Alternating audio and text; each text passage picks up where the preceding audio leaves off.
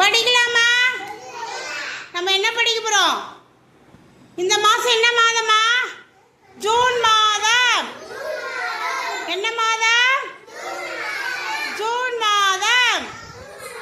என்ன கிழமை? திங்கட்கிழமை. என்ன கிழமை? பாடத்திட்டம் தலைப்பு என்ன? எண்ணெய் பற்றி. எண்ணெய் பற்றினா